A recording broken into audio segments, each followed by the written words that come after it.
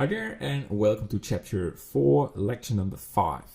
So in the previous lecture, we append the medieval wall and put it on the terrain. So we had to deform the landscape a bit to put it, to merge it with the wall. And what I'd like to do now with you is add a material on the muddy terrain. So let's do that.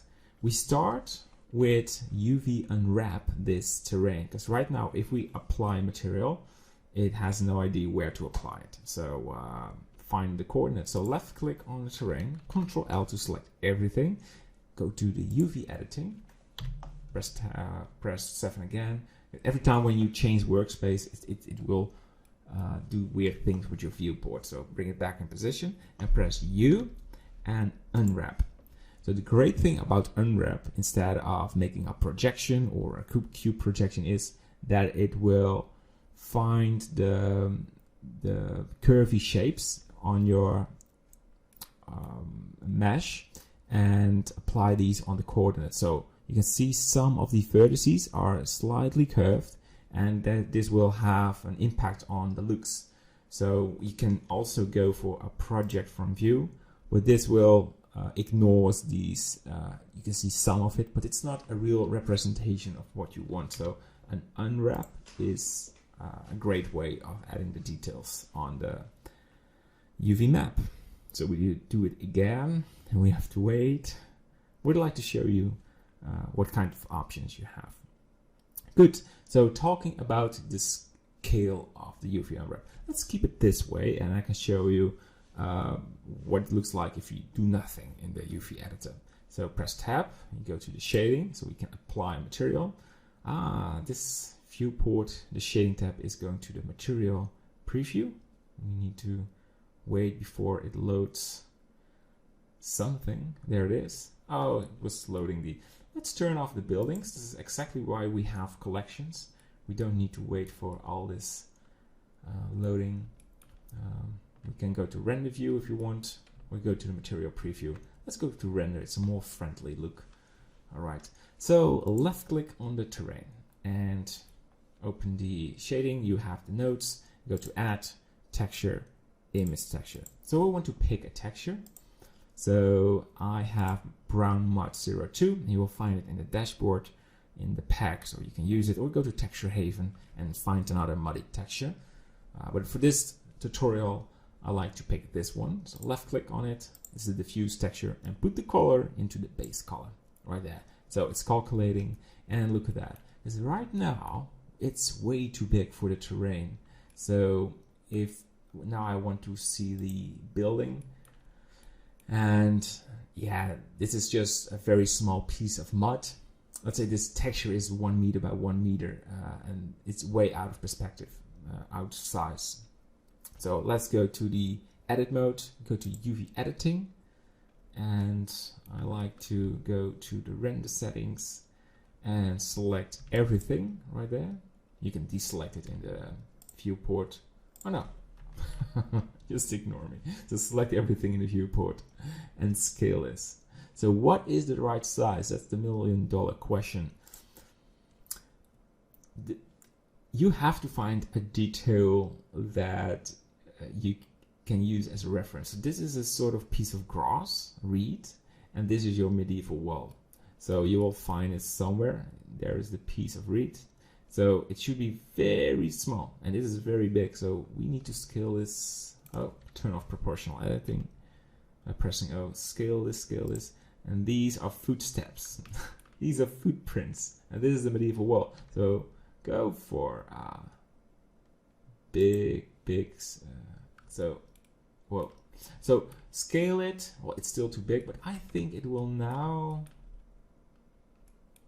work out well if we're going to add a displacement. We even need to make it smaller to find the right shaping.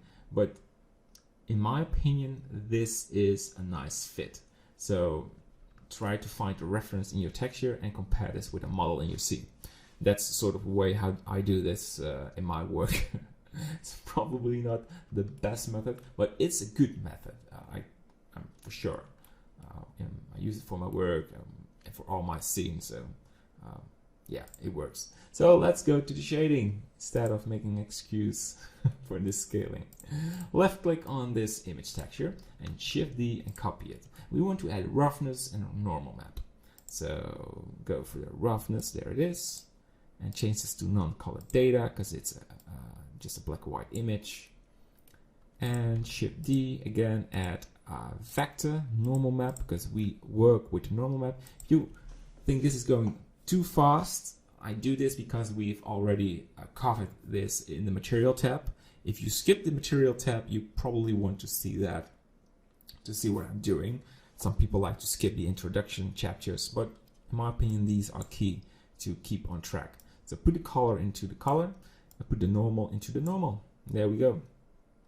And it won't really affect the terrain, and the reason is, I don't know, but we want to lower the specularity 0.02 because we have a muddy terrain.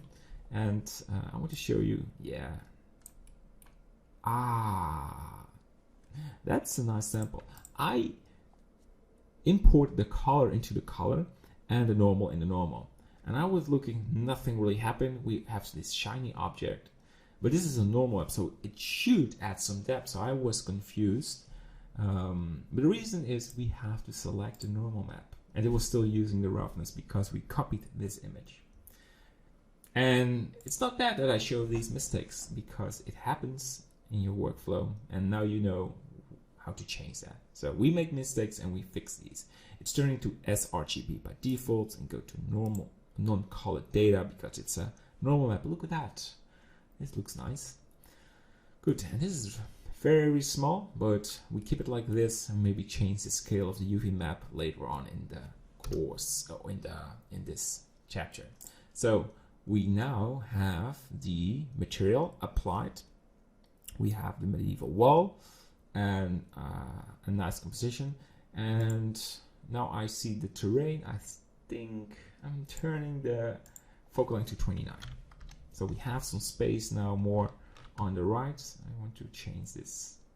So every time in each lecture, I make some adjustments on the camera, on the focal length, on the terrain, because I review the scene and I try to make it better. So this is my way of improving the scene, and not in the end. It's sort of a workflow thing. So that's why. Good. This is the end of this lecture. In the next one, we're going to add some displacement on the terrain. So some areas will be covered with displacement, so you can see a lot of detail. And we do some displacement in the other parts of the terrain. Great. So see you there in the next lecture. Bye bye.